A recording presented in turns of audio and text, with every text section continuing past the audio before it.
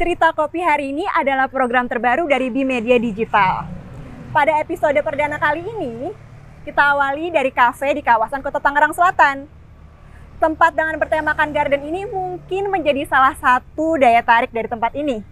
Oke, kalau gitu kita langsung aja tanya-tanya sama pemiliknya. Cerita Kopi hari ini di Kebun Latte.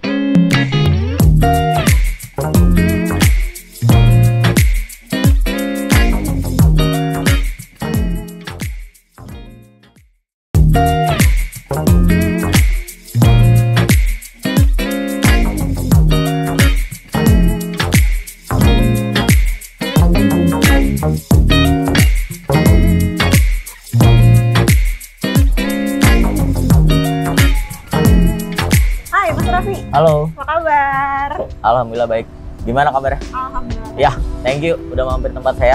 Ya, sama-sama. Ini konsepnya unik banget nih, garden. Ya, kita memang udah bergerak di 1 tahun kemarin sih. Kita mulai di tahun kemarin, jadi sekitar udah 1 tahun 2 bulan. Kalau mau lihat-lihat sambil jalan-jalan, boleh sih. Oke. Oh ya Mas Raffi, ini tuh konsepnya garden gitu di tengah pemukiman kok bisa kepikiran? Terus sebenarnya tuh segmennya apa sih dari Kebun Latte? Oke. Kita memang pas awal running bisnis kita cari brand value juga Mbak ya. Jadi cari yang keunikan dari bisnis-bisnis lain. Apalagi kan kedai kopi banyak sekarang. Jadi kita yang cari yang keunikan. Dan alhamdulillah kita ada sebidang tanah juga. Jadi ini udah sekitar 10 tahun ada pohon jati. Kebetulan punya keluarga juga, jadi kita maksimalkan untuk jadi kedai kopi ataupun kafe. Kalau untuk segmennya awalnya memang kita lebih fokus ke anak muda ya. Cuma lambat laun banyak juga keluarga-keluarga yang datang ke sini, jadi kita mengubah sedikit konsep lebih ke resto juga. Jadi ada makanan-makanan beratnya, terus juga cemilan-cemilan kita banyakin, terus ya kopi dan non kopinya juga pastinya kita banyakin juga. Jadi kalau untuk segmen sendiri beragam sih Mbak, jadi anak muda, keluarga pada datang sini. Soalnya kalau untuk siang sendiri banyakan memang keluarga dan kantoran.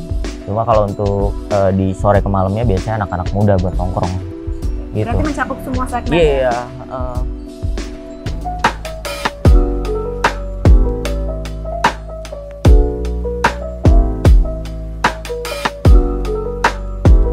Proses pembuatan kopi kita di barnya, tempat produksinya bisa dilihat-lihat sih. Luas juga ya Mas Raffi ya? Iya, ini kita memang baru pengembangan juga, jadi nyesuaiin dari kapasitas juga. Jadi kemarin memang kapasitas kita dari ruang produksinya terbatas, makanya kita kembangkan. Awalnya memang space-nya hanya sedikit sih, jadi untuk produksinya kita masih terbatas juga sih. Nah ini untuk tempat produksi kopinya, ini fokusnya memang espresso base-nya, milk base. Kalau di sana lebih ke manual brew-nya. Jadi pembuatan V60, tubruk dan segala macam di situ. Kalau untuk beans manual brew sendiri nih, sebenarnya yang jadi favorit di Kebun Latte itu beans dari mana? Kalau manual brew kita rolling ya Mbak ya. Jadi sekitar seminggu sekali pasti kita ada pembaruan. Jadi ada beberapa roastery memang kita ambil juga. Jadi kita rolling biar nggak bosen juga lah. Terus kalau untuk favoritnya sih kita biasanya di Jawa Barat, sekitar Jawa Barat, Ciwidey, Halu dan segala macam itu favorit juga sih. Cuma kalau untuk tetapnya dan segala macam kita nggak nentuin, cuma jadi biar customer juga ada variasi lah gitu. Rata-rata main di Jawa Barat ya Mas ya? Iya, banyakan di Jawa Barat sih kemarin pemesanan. Nah ini proses produksi kita. Nah ini juga ada barista kita yang emang udah experience juga. Jadi misal di sini nongkrong sembari bisa nikmatin produk sambil nikmatin suasana-suasana juga gitu. Dan pastinya kopinya oke banget nih. Kita juga barista juga ada berapa, cuma kita rolling kan, ada shift-shiftnya juga. Nah kalau untuk milk base-nya sendiri biasanya yang jadi signature dari Kebun Latte sendiri itu apa tuh Mas? Kalau signature kita memang dari awal ditekankan ke kopi kebunnya sih. Jadi kita ada racikan tersendiri untuk kopi kebunnya.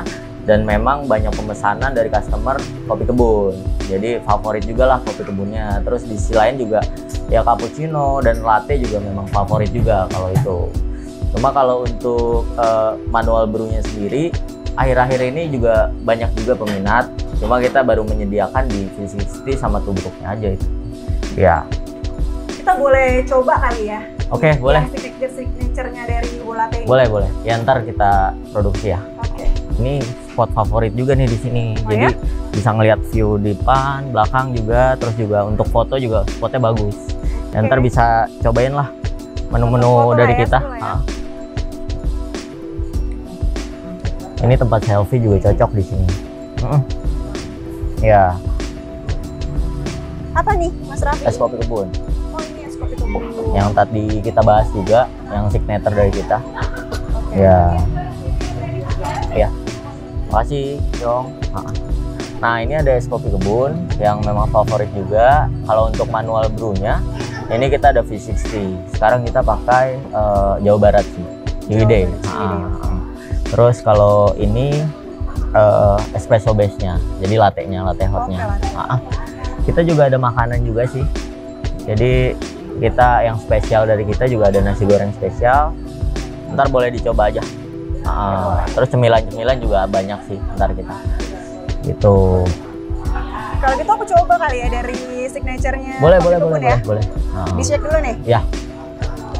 Soalnya itu ya harus di-shake dulu biar merata juga sih. Kan itu campuran gula aren juga. Jadi Kopi susu gula aren. kopi susu gula aren. Dan pastinya ada racikan tersendiri sih, signature dari kita. Oke. Aku coba ya. Ya, boleh.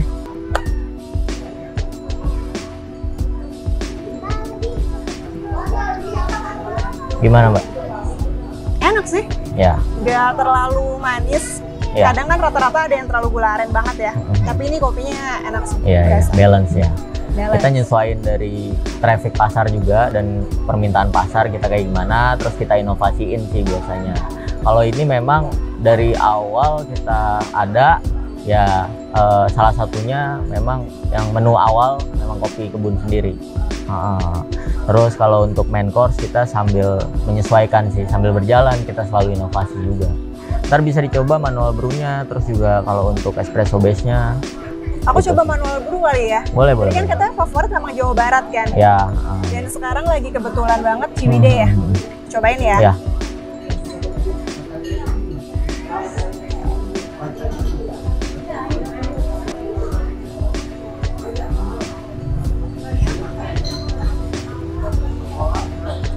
Fruity ya Mas ya? Ya.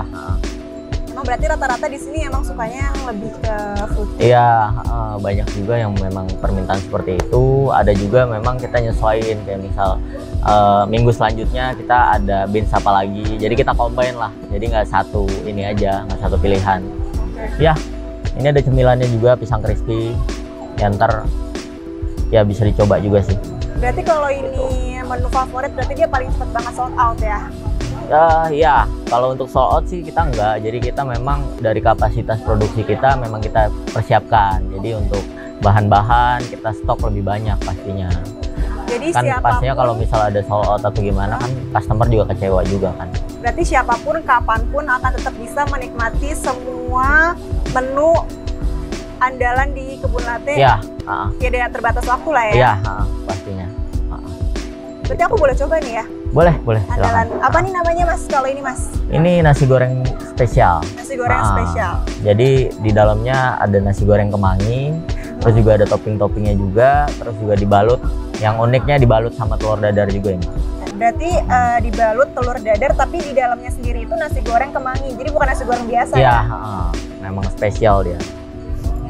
Jadi telur dadarnya juga ada campuran sedikit susunya juga, jadi dia lebih lembut lah.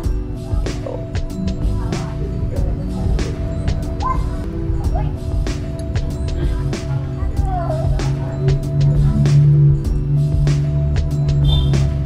Ini berarti favorit untuk menu makanannya ya? Kalau itu cemilannya berarti? Ya, ini cemilannya. Biasanya ropang, pisang crispy memang favorit juga sih.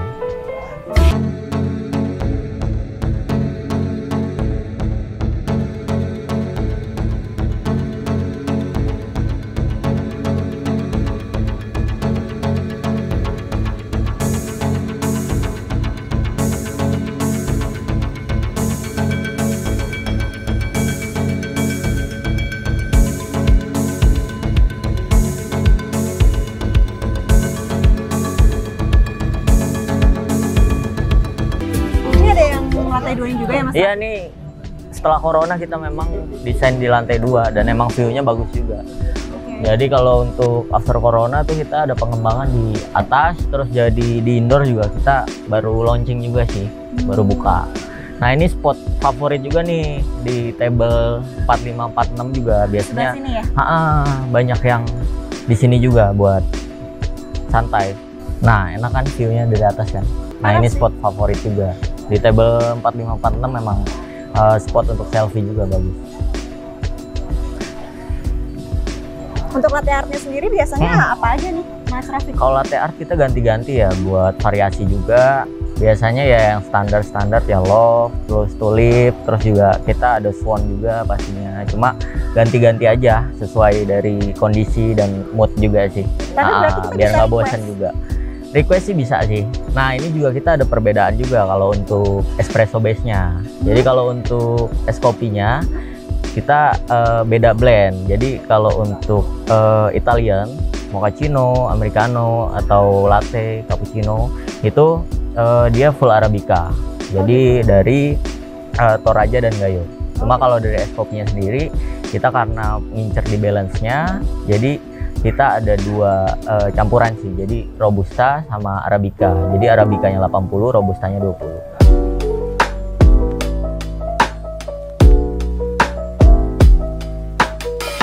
Ruangan indoornya ya Mas Raffi ya? Iya ini ruangan indoor buat acara-acara private biasanya.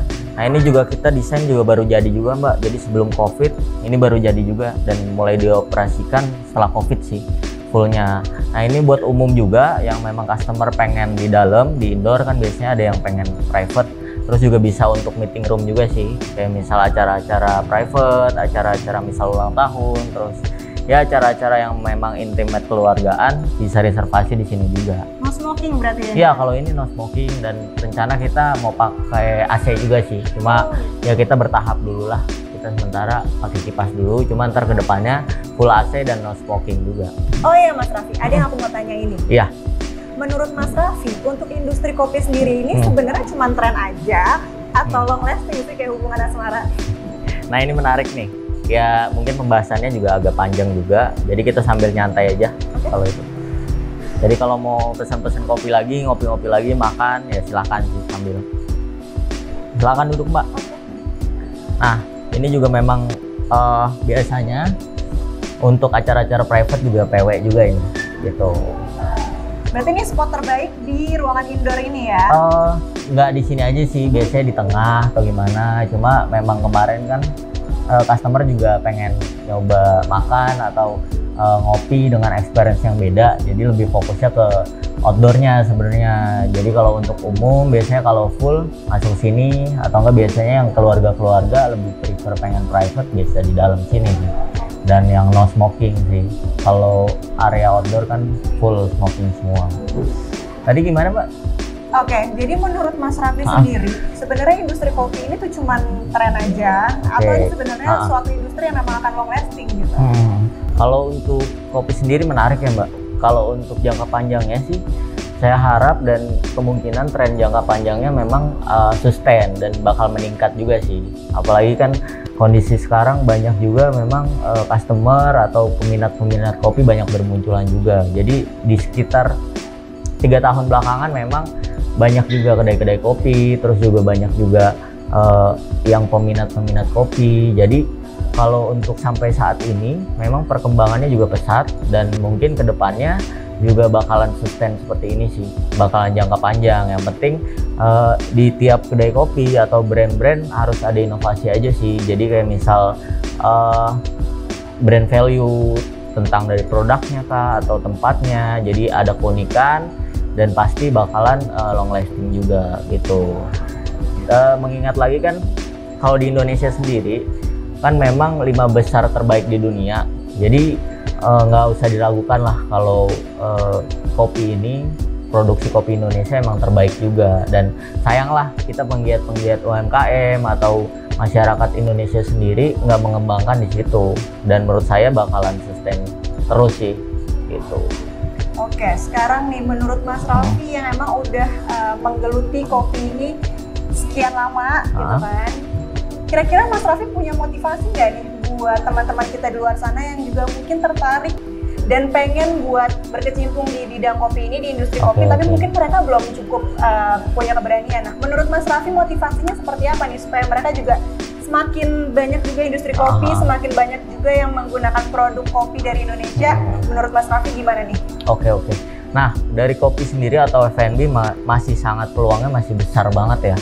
Apalagi kan ya saya bilang tadi, dari segi sumber dayanya memang mendukung banget. Dari sumber daya alam, SDM-nya juga kita sangat support banget. Terus kalau mungkin ya selama saya berjalan ini 1 tahun lebih, ya mungkin yang saya alamin ya terutama yang mungkin yang baru-baru ya, yang paling utama kalau saya pribadi lebih menekankan pada brand value-nya itu sendiri. Jadi misal ya apapun bisnisnya, apapun industrinya, jadi kita harus berbeda lah dibanding yang lain.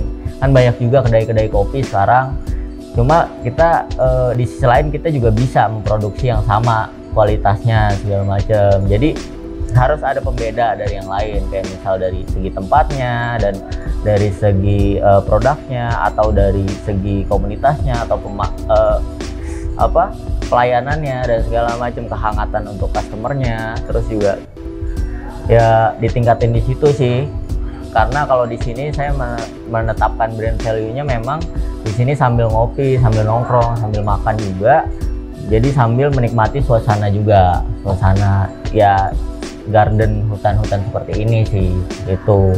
Terus yang kedua ya harus pastinya konsisten juga sih, konsisten, terus juga jujur, terus juga ya harus sabar lah. Namanya F&B di mana-mana. Kalau setahu saya memang 6 bulan pertama tuh memang fase-fase tersulit sih. 3 bulan, 6 bulan. Cuma kalau memang sudah melewati fase itu, mungkin setelahnya kita bakalan dapet flow-nya dan segala macam, kita bakal belajar. Pasti kedepannya bakalan sustain terus ya itu sih yang penting sabar. Terus ya kita yang penting jalan aja dulu sih, kayak misal tapi dengan catatan kita harus mempertimbangkan resiko-resiko juga, kayak misal kita riset juga, terus juga kira-kira apa nih kebutuhan pasarnya juga apa, terus sambil kita kembangkan kayak misal dari segi inovasinya, terus juga ya brand value-nya tadi sih gitu. Jadi sambil kita jalan, sambil nemu masalah-masalah, terus sambil kita benerin. Jadi sambil pasti timbul masalah kita selesaikan, kita cari solusi, pasti kita bakal belajar dan bakalan lebih baik lagi sih ke depannya kayak gitu. Yang penting semangat aja, soalnya kalau dari segi pasarnya sendiri besar juga sih potensinya. Dari segi F&B-nya sendiri atau kopinya sendiri, peminatnya masih banyak. Kemarin gara-gara COVID aja makanya tersendat. Ya mudah-mudahan ntar di awal tahun atau tahun-tahun depan bakalan meningkat lagi sih gitu. Berarti kalau misalkan masukan nih buat para penggiat yang baru gitu kan, pertama kita semua atau mereka semua harus punya unique selling point. Nah ya kan? betul. Kedua betul. harus konsisten, jujur dan amanah. Dan yang ketiga nggak pernah berhenti melakukan riset dan belajar, gitu ya Mas Raffi ya kurang lebih ya. Ya belajarnya juga ya bisa sharing-sharing ke teman-teman yang udah running atau yang memang udah pengalaman juga sih. Paling gitu aja sih Mbak.